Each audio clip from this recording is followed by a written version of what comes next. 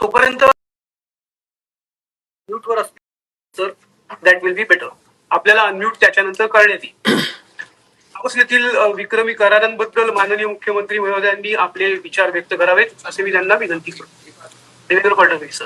सर्वांना नमस्कार आणि जय महाराष्ट्र. अतिशय आनंदाची गोष्ट आहे की आज डावोसवरनं मी आपल्या सर्वांशी थेट संवाद करतोय.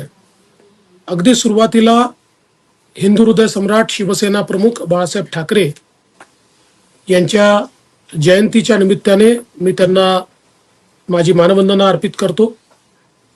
आणि आज या ठिकाणी आपल्याला संबोधित करत असताना देशाचे पंतप्रधान माननीय नरेंद्र मोदीजी यांचे मी आभार मानतो की डावोसच्या डेलिगेशनमध्ये मला त्यांनी सम्मिलित करून घेतलं. ज्या 6 राज्यांना डावोसला येण्याची परवानगी मिळाली त्याच्यामध्ये आपलं महाराष्ट्र राज्य होतं. ही अत्यंत महत्त्वाची गोष्ट आहे. डावोसमध्ये यावेळी जी काही थीम होती ती आर्टिफिशियल इंटेलिजन्स ही थीम होती. आणि जे काही एक नवीन जग आता तयार होत आहे, इंटेलिजंट वर्ल्ड ज्याला म्हणतात, त्याच्या अराउंड सगळी थीम या ठिकाणी होती. त्याच्यावर खूप चर्चा डावोसमध्ये झाली. आणि त्याच्या खालोखाल जर चर्चा कुठली असेल तर ट्रम्प यांच्या नवीन विजयानंतरच्या ॲडमिनिस्ट्रेशनची आणि भारताची, या 2 चर्चा सर्वाधिक झाल्या असं सर्वांचं मत होतं. त्यामुळे भारताकडे पाहण्याचा दृष्टिकोन हा मला असं वाटतं प्रचंड मोठ्या प्रमाणात या ठिकाणी एक उत्सुकतेचा किंवा एक कॉन्फिडन्सचा आपल्याला पाहायला मिळाला. एक प्रकारे पंतप्रधान महोदयांनी जी काही भारताला एक लिडरशिप पोझिशन मिळवून दिलेली आहे त्याचं प्रत्यंतर या ठिकाणी आम्हाला पाहायला मिळालं. खरं म्हणजे या ठिकाणी 6 राज्यांचे जे काही आम्ही प्रमुख मुख्यमंत्री किंवा मंत्री होतो, वेगवेगळ्या पक्षांचे शासित राज्य होते, पण या ठिकाणी एक प्रकारे आम्ही एका आवाजामध्ये एक भारत म्हणून आमची भूमिका मांडली. चांगल्या सेशन्समध्ये देखील मला त्या ठिकाणी पार्टिसिपेट करण्याची संधी मिळाली. विशेषतः कंट्री डायलॉग हे जे काही एक वर्ल्ड इकॉनॉमिक फोरमच्या काँग्रेसमध्ये सेशन झालं त्याच्यामध्ये मी पार्टिसिपेट केलं. माझ्यासोबत ज्येष्ठ नेते आणि मुख्यमंत्री चंद्राबाबू नायडू होते, रेवंत रेड्डी होते. आणि महाराष्ट्र आणि भारत आणि वेगवेगळ्या राज्यांचा विकास आणि वेगवेगळ्या गोष्टी याच्यावर भरपूर चर्चा त्या ठिकाणी झाली. आणि आपापल्या राज्यांची ताकद आम्ही त्या ठिकाणी किंवा शक्ती स्थळं हे आम्ही लोकांसमोर शोकेस करू शकलो. आणि हे करत असताना भारताला देखील एक प्रकारे अट्रॅक्टिव्ह इन्व्हेस्टमेंट डेस्टिनेशन भारत आहे हे देखील आम्हाला त्या ठिकाणी निश्चितपणे सांगता आलं. याशिवाय PwCच्या एक CEO सर्व्हेमध्ये देखील पार्टिसिपेट करण्याची संधी मिळाली. आणि त्याच्या माध्यमातून मोठ्या प्रमाणात महाराष्ट्राची शक्ती काय आहे ती मांडण्याची एक प्रकारे संधी मला मिळाली. त्याचा उपयोग देखील आम्ही मोठ्या प्रमाणात केला. एक अतिशय चांगलं सेशन हे या ठिकाणी वर्ल्ड एक्सपर्ट्सला घेऊन आपली जी भारताची जी काही जलसंपदा मंत्रालय आहे त्यांनी एक आयोजित केलं होतं वॉटर सस्टेनेबिलिटीच्या संदर्भात. त्याच्यामध्ये मला पार्टिसिपेशनची संधी मिळाली. वेगवेगळ्या देशाचे लोक त्याच्यामध्ये होते. आणि त्यामध्ये आपली जलयुक्त शिवार सारखी योजना किंवा वॉटर सस्टेनेबिलिटी करता आपण काय काय करतो आहे, त्याच्यात कशा इन्व्हेस्टमेंट आपण केल्या आहेत या संदर्भात विषय मला मांडता आले. विशेषतः दुसरा विषय या ठिकाणी सस्टेनेबिलिटीच्या संदर्भात होता, एनर्जी ट्रान्झिशनच्या संदर्भात होता. त्यामुळे महाराष्ट्रामध्ये आपण किती चांगल्या प्रकारे एनर्जी ट्रान्झिशन सुरू केलं आहे या संदर्भातली माहिती मी त्या ठिकाणी दिली. आपण 2022 पर्यंत केवळ 13% आपलं एनर्जी मिक्स हा नॉन कन्व्हेन्शनल होता, तो आता पुढच्या वर्षी 25% होईल आणि 2030 पर्यंत तो 50% होईल. याबाबतचा आपला जो काही ट्रान्झिशनचा प्लॅन आहे तो देखील या ठिकाणी मांडण्याची संधी मिळाली. त्यासोबत अनेक ग्लोबल CEOशी इंटरॅक्ट करता आलं, त्यांच्याशी चर्चा करता आली. ज्या काही नवीन टेक्नॉलॉजीज आहेत त्या समजून घेता आल्या. आपल्याला सगळ्यांना कल्पना आहे की आता आर्टिफिशियल इंटेलिजन्स हे आपलं जॉब मार्केट चेंज करताय, आपलं गव्हर्नन्स चेंज करताय. त्यामुळे त्याच्या अनुरूप महाराष्ट्र हे पहिल्या क्रमांकावर कसं राहील किंवा महाराष्ट्र हे पहिलं पाऊल कसं पुढे टाकेल या संदर्भात बऱ्याच चर्चा आणि अतिशय सकारात्मक चर्चा या ठिकाणी करता आल्या. आणि त्याच्यामध्ये खूप मोठ्या प्रमाणात एक प्रकारचा इंटरेस्ट हा ग्लोबल कम्युनिटीचा मला पाहायला मिळाला. किंबहुना ग्लोबल इन्व्हेस्टर्स जे आहेत ते सस्टेनेबिलिटी आणि न्यू टेक्नॉलॉजीज यामध्ये महाराष्ट्रामध्ये मोठ्या प्रमाणात इन्व्हेस्टमेंट करू इच्छितात, हे देखील या ठिकाणी लक्षात आलं. आणि यासोबत मोठ्या प्रमाणात आपण गुंतवणुकीचे करार देखील या ठिकाणी केले. मला सांगताना आनंद वाटतो की महाराष्ट्राने यावेळेस रेकॉर्ड केलाय. आपण इन्व्हेस्टमेंटचे 54 आणि स्ट्रॅटेजिक असे 7 असे 61 एमओयू आपण या ठिकाणी केलेले आहेत. या 61 एमओयूचा आपण जर क्युम्युलेटिव्हली विचार केला तर जवळपास 15,70,000 कोटी रुपयाची गुंतवणूक ही आपल्या राज्यामध्ये या ठिकाणी येते आहे. आणि त्यातनं ज्या काही जॉब ऑपॉर्च्युनिटीज तयार होणार आहेत त्या जवळपास 15,95,000 म्हणजे 16 लाख जॉब ऑपॉर्च्युनिटीज यात तयार होणार आहेत. सगळ्यात महत्त्वाचं आहे की वेगवेगळ्या सेक्टरमधल्या आणि वेगवेगळ्या क्षेत्रांमध्ये हे एमओयूज आपण त्या ठिकाणी करू शकलो आहे.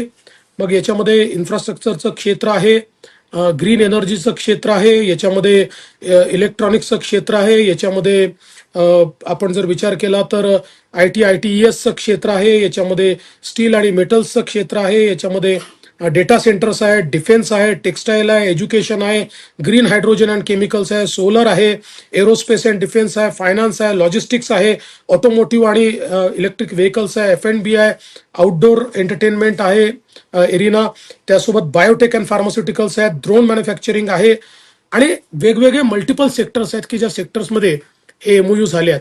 यावेळेस एमओयूच्या संदर्भात सगळ्यात महत्त्वाची गोष्ट अशी आहे की आपण जर बघितलं तर महाराष्ट्रातल्या सगळ्या क्षेत्रांमध्ये एमओयू झाले आहेत.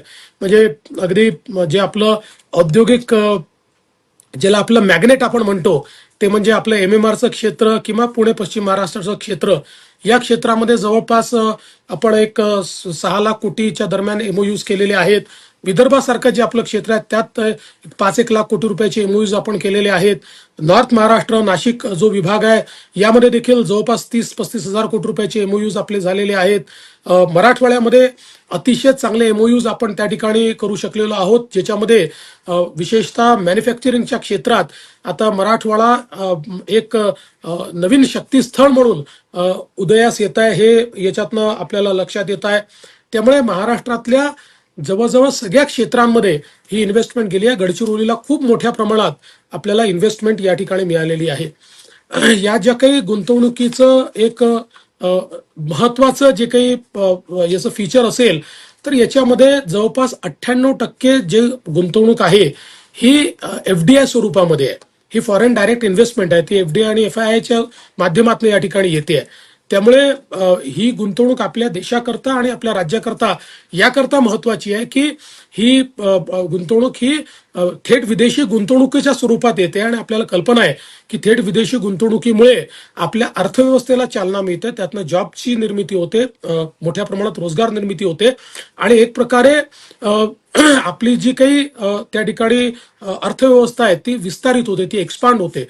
आणि म्हणून मला असं वाटतं की अतिशय चांगलं हे काम आपण करू शकलोय. खरं म्हणजे मी असं म्हणेन की आपले माजी मुख्यमंत्री आणि आताचे उपमुख्यमंत्री माननीय एकनाथराव शिंदेजी यांनी जी एक चांगली सुरुवात या ठिकाणी या नवीन रेजिममध्ये केली होती आणि मागील वर्षी चांगल्या प्रकारे त्यांनी त्या ठिकाणी जाऊन अनेक करार केले होते. आणि मला हे देखील सांगितलं पाहिजे की मागच्या वेळेस जे आपण करार केले त्या करारातले जवळजवळ सगळे करार हे आपण मार्गी लावू शकलेलो आहोत. तसंच आता हे सगळे करार आपण या ठिकाणी केलेले आहेत. त्यामुळे एक प्रकारे महाराष्ट्राला प्रायमसी इतरही राज्यांनी करार केलेले आहेत. तमिळनाडूनी काही केले आहेत, आंध्रनी केले आहेत, तेलंगणाने केले आहेत, केरळाने देखील केले आहेत. पण मला सांगताना आनंद वाटतो की त्या करारांमध्ये पहिल्या क्रमांकावर आपण आहोत आणि ही सगळ्यांकरता अतिशय आनंदाची गोष्ट आहे. हे सगळं करत असताना मला असं वाटतं की अनेक लोकांनी काही प्रश्न देखील निर्माण केलेले आहेत. म्हणजे आपण विचाराल त्याच्या आधीच मी काही प्रश्नांची उत्तरं आपल्याला देतो. मग काही लोकांनी हाही प्रश्न विचारला की डावोसच का. याचं महत्वाचं कारण असं आहे की डावोस हे आंतरराष्ट्रीय नेटवर्किंगचं केंद्र आहे. त्यामुळे जगभरातले CEOज हे या वर्ल्ड इकॉनॉमिक फोरमच्या दरम्यान या ठिकाणी डावोसमध्ये असतात. आणि आत्ता ज्या काही भारतीय कंपन्यांसोबत देखील आपण या ठिकाणी करार केलेले आहेत त्या कंपन्यांची देखील ही इच्छा असते की आमचे जे फॉरेन पार्टनर्स आहेत, आमचे जे गुंतवणूकदार आहेत, जे आमचे FIIs आहेत त्याचे प्रमुख लोक आमच्या हा जो काही आमचा करार होतोय त्या कराराच्या वेळी उपस्थित असले पाहिजे किंवा त्यांच्यासोबत तुमची चर्चा झाली पाहिजे, त्यांच्यासोबत तुमचं इंटरॅक्शन झालं पाहिजे. आणि म्हणून इतक्या मोठ्या प्रमाणात सगळे एकत्र हे या ठिकाणी डावोसलाच आपल्याला मिळतात आणि म्हणून अशा प्रकारचे सगळे करार हे डावोसमध्ये या ठिकाणी होतात. खरं म्हणजे आपण असाही प्रश्न विचारू शकतो की इन्व्हेस्टमेंट समिट होतात, वेगवेगळ्या इन्व्हेस्टमेंट समिट आपण करतो. आता महाराष्ट्रामध्ये आपण मॅग्नेटिक महाराष्ट्र करतो, ते आपण का करतो? मॅग्नेटिक महाराष्ट्रात करण्याच्या ऐवजी सगळ्यांना मंत्रालयात बोलून आपण करार करू शकतो. पण मॅग्नेटिक महाराष्ट्राचा अर्थ असा असतो की आपण आपली जी ताकद आहे ती शोकेस करतो, सगळ्या लोकांना त्या ठिकाणी बोलवतो, एक महोत्सवाचं वातावरण करतो आणि त्यातनं हे करार होतात. गुजरातमध्ये व्हायब्रंट गुजरात होतं, तर ते देखील त्यांच्या मंत्रालयात करार करू शकतात. पण अशा प्रकारचे जे काही नेटवर्किंगचे फोरम असतात या ठिकाणी सगळे एकमेकाला भेटतात. जे काही आपले त्या ठिकाणचे सीईओज आहेत, वेगवेगळे जे काही गुंतवणूकदार आहेत, हे सगळे गुंतवणूकदार एकमेकांना भेटतात आणि म्हणून डावोस हे गेल्या अनेक वर्षांमध्ये डेस्टिनेशन म्हणून तयार झालेलं आहे. आता खरं तर आपण बघितलं तर मागच्या ज्यावेळेस आपल्या महाविकास आघाडीचं सरकार होतं त्यावेळेस देखील इथे 50,000 कोटीचे आपण करार केलेच होते त्याही काळामध्ये. आता अर्थात आता जास्ती करार झालेले आहेत. त्यामुळे मला असं वाटतं की आपण याकरता आनंदित असलं पाहिजे की भारताची आणि महाराष्ट्राची जी क्षमता वाढते आहे, जी एक पॉवर वाढते आहे, त्याचं द्योतक म्हणजे हे करार आहेत. एक गोष्ट अजून मला या निमित्ताने सांगितली पाहिजे की अनेक लोक असाही प्रश्न उपस्थित करतात की एमओयू झाले पण ते ऍक्च्युअल एमओयू जे आहेत ते करारांमध्ये किंवा याच्यामध्ये परिवर्तित होणार आहेत का ऍक्शनमध्ये? तर मला सांगितलं पाहिजे की देशभरामध्ये एमओयूचं ऍक्च्युअल इन्व्हेस्टमेंटमध्ये परिवर्तन होणं याचा जो रेशिओ आहे तो 40% आहे, पण महाराष्ट्रामध्ये तो 65 ते 70% आहे. आणि सगळ्यात महत्वाचं गेल्या आपण जर गेल्या डावोसचा विचार केला तर जवळपास 95% तो आहे.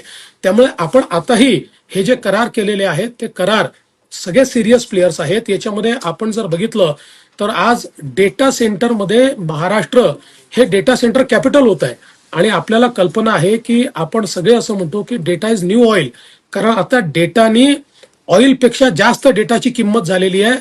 ऑइलची जी काही क्युम्युलेटिव्ह व्हॅल्यू आहे त्यापेक्षा डेटाची क्युम्युलेटिव्ह व्हॅल्यू आता मोठ्या प्रमाणात वाढलेली आहे आणि म्हणून डेटा सेंटर कॅपिटल महाराष्ट्र झाल्यामुळे आज इनोव्हेशन आणि ज्याला आपण आर्टिफिशियल इंटेलिजन्स म्हणतो याच्यामध्ये खूप मोठ्या प्रमाणात महाराष्ट्र पुढे जाणार आहे. आणि म्हणूनच आज आपण हे सगळे जे काही करार केलेले आहेत आणि आपण बघितलं असेल तर इतक्या मोठ्या प्रमाणात सगळ्या फॉरेन कंपनीज देखील याच्यामध्ये आहेत. आता काही लोकांनी या संदर्भात काही ट्विट्स देखील केले आहेत, मला त्यांना उत्तर देखील द्यायचं नाही, कारण ज्या लोकांना फॉरेन कंपनीजचे हेडक्वार्टर मुंबईत आहेत की परदेशात आहे हेच माहिती नाहीत, त्या लोकांनी ट्विट केले तरी त्याला उत्तर देण्याच्या भानगडीत आपण पडायचं नसतं.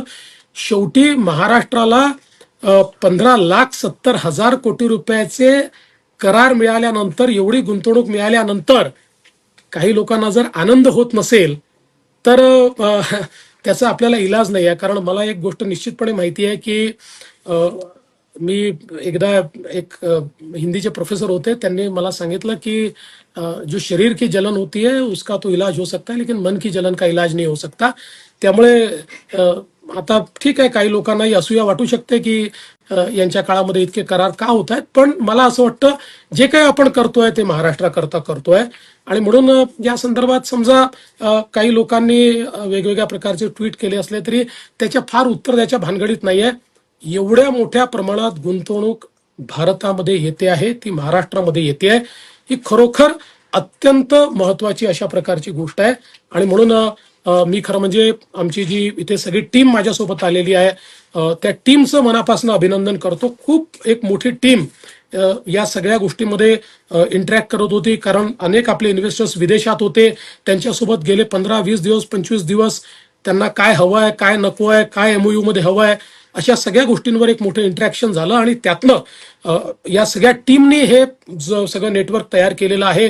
त्याच्यामध्ये उद्योग विभाग असेल, त्याच्यामध्ये MIDC असेल, त्याच्यामध्ये CM ऑफिस असेल, त्याच्यामध्ये आपले सगळे जे आपल्याला त्यामध्ये मदत करतात अशा प्रकारचे आपले ॲडवायझर्स असतील, या सगळ्या बॅकरूम टीमने खूप चांगलं काम केलेलं आहे.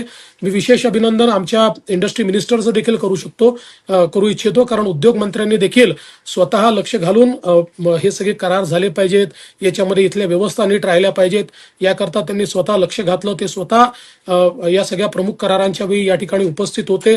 त्यामुळे त्यांचं देखील मी मनापासून अभिनंदन करतो.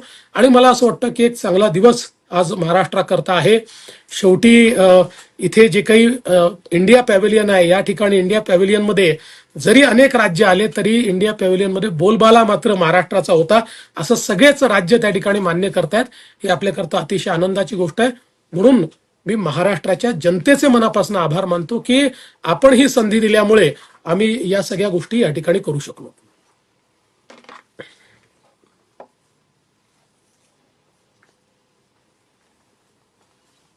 धन्यवाद मुख्यमंत्री महोदय.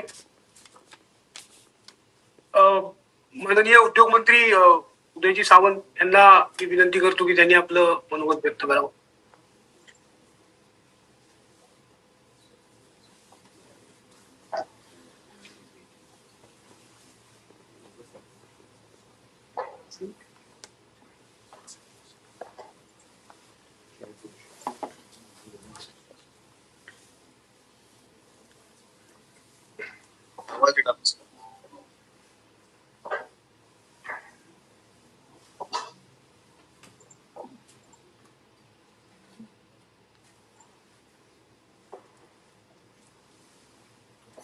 सामंत सर, आपण आपलं मनोगत व्यक्त करू शकता.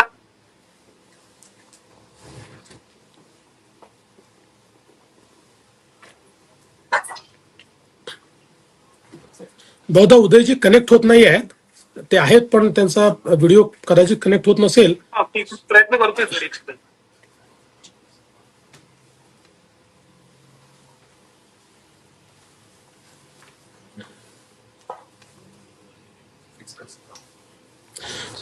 मला असं वाटतं ते कनेक्ट होतपर्यंत आपण काही प्रश्न असतील तर घेऊ शकतो. निनाद सर नक्कीच. मगाशी सांगितल्याप्रमाणे झूम मध्ये रेज युअर हँड असा एक ऑप्शन आहे. ज्यांना प्रश्न विचारायचे त्यांनी कृपया आपले हात वर करावेत. उदय कानपाडक पुढारीमधून आहेत. उदय सर, आपला काही प्रश्न असेल तर उदय कानपाड त्यांना अनम्यूट करा. हा नमस्कार. ऐकू येतंय? हा नमस्ते उदयजी, ऐकू येत आहे. इथे अशी टीका झाली सातत्याने विरोधकांकडून. तिथे जाऊन सुद्धा इथल्याच लोकांनी एमओयू केलेले आहेत. त्याच्यावर काय तुमचं म्हणजे इथल्याच कंपनी तिकडे जाऊन करणं याला काय अर्थ? अशी टीका इथे झाली. मला असं वाटतं की ज्यांना निगेटिव्ह पाहायचं आहे ते अशी टीका करतीलच. मुळामध्ये ही असूया आहे की त्यांच्या काळामध्ये त्यांना जे जमलं नाही ते शिंदेजींच्या काळात आणि आता आम्ही करू लागलो आहे. त्यामुळे त्यांना एक प्रकारची असूया आहे. त्यामुळे त्या टीकेला मी फार काही भीक घालणार नाही. मी मगाशी सांगितलं की 98% MOU मध्ये FDI कंपोनंट आहे. 98%. त्यामुळे आज आपण ग्लोबलाइज जगामध्ये आहोत. समजा आपली JSW कंपनी सारखी एक कंपनी आहे, तर ही JSW कंपनी जरी भारताची असली तरी ग्लोबल कंपनी आहे. आज MG सारखी कंपनी त्यांनी घेतलेली आहे. टाटा सारख्या कंपनीशी आपण ज्यावेळेस MOU करतो, टाटा ही ग्लोबल कंपनी आहे. त्यामुळे ते त्यांच्या ग्लोबल पार्टनर सहित आपल्यासोबत MOU करतायत. त्याच्यामध्ये FDI कंपोनंट आहे.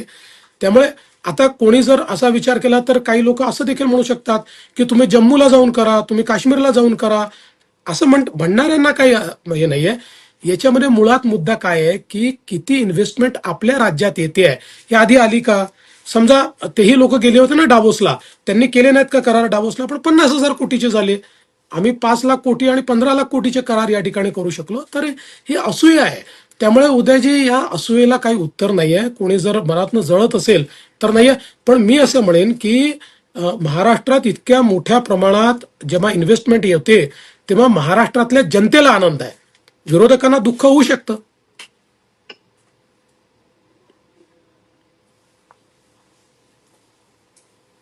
दैनिक भास्कर से विनोद यादव है। विनोद जी, आप अपना सवाल पूछ सकते हैं, आपको अनम्यूट किया गया है। विनोद भाई। देवेंद्र जी, जी, तुम्हाला खूप खूप शुभेच्छा सर. थँक्यू. जवळपास 16 लाख रोजगार निर्माण होणार असे 15 लाख 70 हजार लाखचे एमओ झालेले आहेत त्याबद्दल. तर माझा प्रश्न असा आहे, याच्यामध्ये सर मराठवाडा आपला जो आहे तिथे किती निवेश येणार आहे, तिथे रोजगार किती निर्माण होणार आहे, ते माहिती एक आपल्याकडून अपेक्षित आहे सर. दुसरा, महाविकास आघाडी जी सरकार होती त्याच्या तुलनेमध्ये सर यावेळी किती गुंतवणूक एमओयू मध्ये वाढ झालेली आहे सर? बघा, मी सेक्टोरली त्याचा ब्रेकअप इंडिया भारतामध्ये आल्यानंतर पूर्ण देईल आपल्याला. पण इनिशियली मला जे काही लक्षात येत आहे ते जवळपास 20-25 हजार कोटी रुपयाची गुंतवणूक आणि खूप चांगले मॅन्युफॅक्चरिंग मधले लोक हे मराठवाड्यामध्ये त्या ठिकाणी येत आहेत. त्यामुळे मराठवाड्यातही मोठ्या प्रमाणात गुंतवणूक आलेली आहे आणि त्याच्यामध्ये चांगली रोजगार निर्मिती देखील होती आहे. तुम्ही जो दुसरा प्रश्न विचारला तर आपल्याला माहिती आहे की ज्यावेळेस मागच्या काळामध्ये महाविकास आघाडीच्या सरकारमध्ये डावोसमध्ये करार झाले होते, तर साधारण माझा अंदाज आहे 50-75 हजार कोटी रुपयाचे करार झाले होते. आता ते 16 लाख कोटीचे झाले आहेत. त्यामुळे मोठ्या प्रमाणात हे करार झाले आहेत. धन्यवाद. Manisha Rege is from PTI. She wants to ask a question. Manisha, just being unmuted. Manisha, please go ahead in a minute. Hello हा, मनीषा बोला. हॅलो सर, तुम्ही हे out of the 61 MoUs 7 strategic आहेत, म्हणजे काय आहे याचा अर्थ? याचा अर्थ जसं MMRDA काही करार आहेत ज्याच्यामध्ये गुंतवणूक नाही आहे, त्याच्यामध्ये स्ट्रॅटेजिक पार्टनरशिप केलेली आहे. त्याच्यामध्ये समजा आपल्याला ज्याला आपण मोबिलिटी म्हणतो, या मोबिलिटीमध्ये आपला मोबिलिटी प्लॅन तयार करण्यामध्ये मदत होणार असेल किंवा काय एखादी युनिव्हर्सिटी आपल्याला त्याच्यामध्ये मदत करणार असेल, असे स्ट्रॅटेजिक एरियाजमध्ये ज्याच्यात they are not bringing investment, ते गुंतवणूक आणत नाही आहेत, ते नॉलेज आणतायत. अशा प्रकारचे 7 आहेत आणि बाकी सगळे गुंतवणुकीचे आहेत. Okay, me 54+7 +7.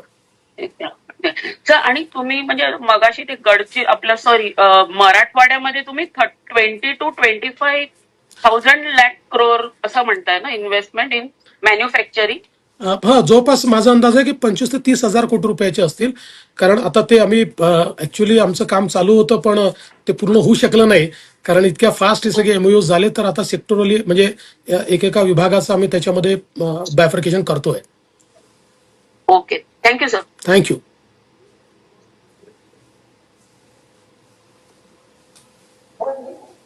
Sir, Faisal Malik from Hindustan Times wants to ask a question. Faisal? Yeah Faisal. So I'm audible? Yeah you are audible. Yes, sir. So I just wanted to know if you could tell us in the last 2 years how many basically the MOUs done by your government, how many of them have been translated? If you could share some details about it. So I would like to tell you that historically in our country, only 35 to 40% MOUs are converted into actual investment. But Maharashtra has a different track record. In Maharashtra, historically, if you look at the translation of MOU into investment, it has been 65%. But if you look at the MOUs which we actually inked under the leadership of Honorable our former Chief Minister Shindeji at Davos, we could translate it around 95%. So around 95% of the MOUs are translated into real action. And this time also we feel that all these MOUs which we have done are with absolutely reputed global and national players, and I'm very hopeful that we'll be able to translate all of them into real investments and action. But it would be very great if you could share some figures if possible. I know you are there, but No, I have already shared the figures. So these are actually 54 MOUs of investment, and 7 MOUs are strategic MOUs. And cumulatively, if we look at the entire investment, it is around 15,70,000 crores, and it will generate employment for 15,95,000 people. Okay, sir. Thank you, sir. Thank you. Sir Uday Samant आपल्याला join झालेत. Please please. आपला आवाज येतोय का मला? सर्वप्रथम मी आत्ताच काही वेळापूर्वी महाराष्ट्रामध्ये पोहोचल्यामुळं महाराष्ट्रातनं माननीय मुख्यमंत्री देवेंद्रजींचं मनापासून अभिनंदन करतो की ऐतिहासिक MOU गुंतवणुकीच्या बाबतीमध्ये आज दावोसमध्ये झाले आणि ती गुंतवणूक फार मोठ्या पद्धतीनं आता महाराष्ट्रामध्ये येणार आहे. आणि मला असं वाटतं की महाराष्ट्राच्या जनतेमध्ये जो काही 2-3 दिवस संभ्रम निर्माण करण्याचा प्रयत्न काही लोक करत होते त्याला मुख्यमंत्री महोदयांनी मार्मिकरित्या उत्तर दिलेलं असल्यामुळं मला असं वाटतं की तो देखील संभ्रम आता दूर झालाय. आणि जे MOUs झालेले आहेत, जी काही गुंतवणूक येते ती जसं आपण शब्दप्रयोग करतो की चांदा ते बांधा, तसं विदर्भापासून कोकणापर्यंत झालेली ही पहिल्यांदा गुंतवणूक आहे. आणि याच्यातनं जवळजवळ लाखो तरुण आणि तरुणींना रोजगार मिळणार आहे, त्यांच्या हाताला काम मिळणार आहे. अगदी गडचिरोली पासून माझ्या रत्नागिरी जिल्ह्यापर्यंतची ही गुंतवणूक आहे. आणि यामध्ये खरोखरच जसं मुख्यमंत्री महोदयांनी सांगितलं की टीम म्हणून आम्ही सगळ्यांनी काम केलंय. आणि मागच्या 2 वर्षी देखील मला दावोसमध्ये जाण्याची संधी मिळालेली होती एकनाथ शिंदे साहेबांबरोबर, त्यावेळी देवेंद्रजींबरोबर मिळाली. आणि मी स्वतःला भाग्यवान समजतो की ज्यावेळी ऐतिहासिक 15,70,000 कोटीचे MOU हे झाले दावोसला, त्यावेळी मी राज्याचा उद्योग मंत्री आहे, हे देखील एक फार मोठं राजकीय भाग्य आहे. आणि म्हणून मला असं वाटतं की जी गुंतवणूक आम्ही आणलेली आहे, जे MOU झालेत, त्याची अंमलबजावणी त्वरित करून बेरोजगारी कशी दूर होईल आणि त्याची अंमलबजावणी कशी होईल यासाठी उद्योग मंत्री म्हणून माझा देखील प्रयत्न राहणार आहे. शेवटी जी काही टीका टिप्पणी होते याच्याकडे दुर्लक्ष जरी करायचं म्हटलं तरी देखील ही जी गुंतवणूक येते त्याची अंमलबजावणी काटेकोरपणे करणं ही माझ्या विभागाची जबाबदारी आहे.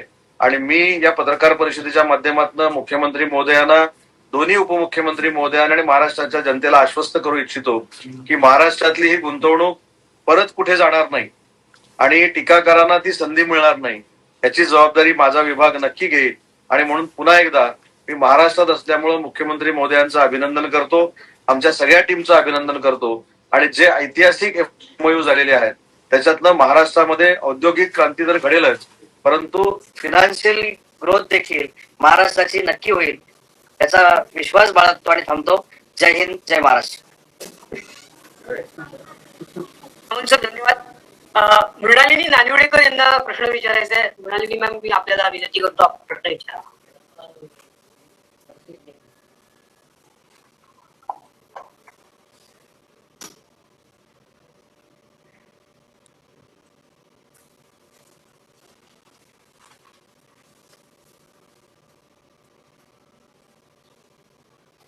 मृणालिनी त्यांचा प्रश्न त्यांनी व्हॉट्सअपवर पाठवलाय, कारण त्यांना कनेक्शन मध्ये काहीतरी प्रॉब्लेम आहे. What was discussed at Davos about AI in light of Maharashtra? I think मला वाटतं अतिशय महत्वाचा प्रश्न आहे. आणि आता AI मुळे जवळजवळ सगळ्या इंडस्ट्री चेंज होत आहेत. AI मुळे सगळं जॉब मार्केट चेंज होत आहे. आणि महाराष्ट्रामध्ये आपली ही भूमिका राहिलेली आहे की we have to embrace the technology. आपण ग्लोबलाइज जगामध्ये आहोत. ग्लोबलाइज जगामध्ये आपल्याला दरवाजे बंद करून चालत नाहीत. त्याच्यामुळे महाराष्ट्र खरं म्हणजे पहिलं राज्य आहे ज्यांनी गुगलसोबत आपण centre of excellence in AI already सुरू केलेलं आहे. आपल्या गव्हर्नन्समध्ये आपण AIचा यूज चालू केलेला आहे. आणि आता त्याच्या पलीकडे जाऊन आपलं जे कटिंग एजवर सगळ्यात प्रायमरी इन्स्टिट्यूशन आहे ITI, इथे देखील AI आपल्याला सुरू करायचं आहे. त्या संदर्भात आपली कारवाई आपण चालू केलेली आहे. आणि एवढंच नाही तर आपण हा देखील निर्णय घेतलेला आहे की आपण एक इनोव्हेशन सिटी आपण तयार करणार आहोत नवी मुंबईमध्ये, जी जगभरातल्या इनोव्हेशन्स करता एक इकोसिस्टीम तयार करेल आणि जी AI पॉवर्ड असेल. त्यामुळे मला असं वाटतं की AIचं महत्त्व आपल्याला समजून घ्यावंच लागेल. आणि AI मध्ये फर्स्ट मूव्हर हा महाराष्ट्र असला पाहिजे असा आमचा प्रयत्न आहे. त्या दृष्टीने इथे अनेक टेक्नॉलॉजी जायंटशी आमची चर्चा झालेली आहे. अनेक टेक्नॉलॉजीजचे जे काही वेगवेगळ्या प्रकारचे उपयोग आहेत ते आम्ही बघितलेले आहेत आणि आम्हाला ते महाराष्ट्रामध्ये आणायचे आहेत.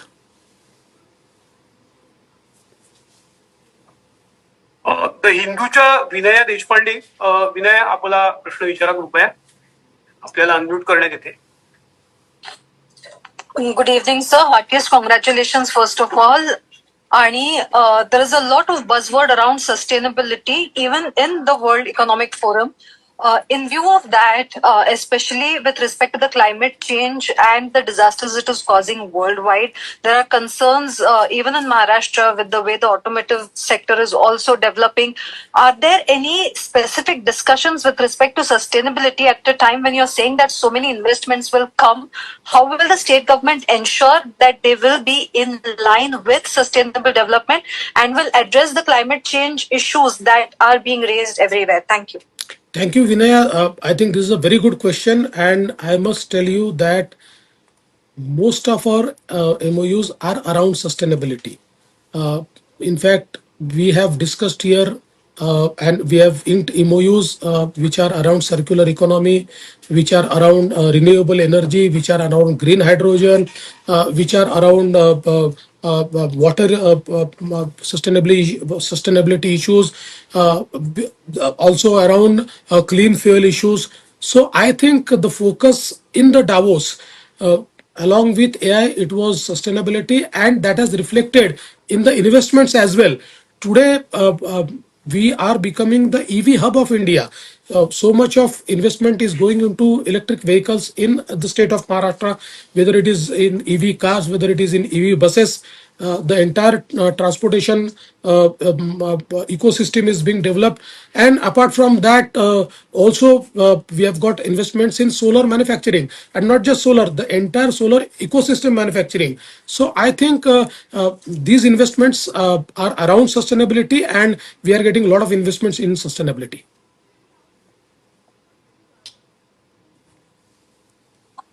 ते वेळेच्या अभावी मुख्यमंत्री सरांना